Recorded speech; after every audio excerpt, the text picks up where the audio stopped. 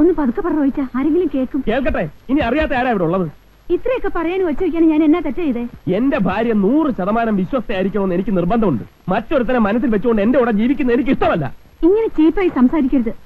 റോയിച്ചിന്റെ മനസ്സിലിരിപ്പ് ഇതാണെന്ന് ഇപ്പോഴാ മനസ്സിലായത്. ഞാൻ മോളിൽ പോകുന്നതും രാജേട്ടനോട് സംസാരിക്കുന്നതും എന്റെ കൂട്ടുകാരിയുടെ ഭർത്താവെന്ന് നിലയ്ക്ക, അല്ല റോയിച്ചൻ പറഞ്ഞ തരത്തിലല്ല.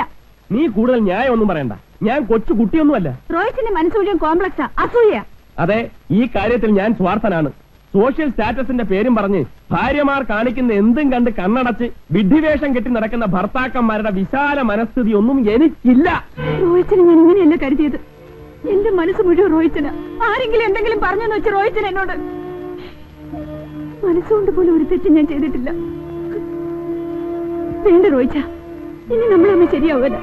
റോയിച്ചൻ എന്നെ വിശ്വാസമില്ലെങ്കിൽ പിന്നെ ഞാൻ ഇവിടെ വന്നിട്ട് കാര്യമില്ല. നീ പോകും, എനിക്കറിയാം. നിനക്ക് കുറ്റബോധമുണ്ട്. നിനക്കെന്നെ ഫേസ് ചെയ്യാൻ പറ്റുകയില്ല. നിനക്കെന്നെ ഫേസ് ചെയ്യാൻ പറ്റുകയില്ല.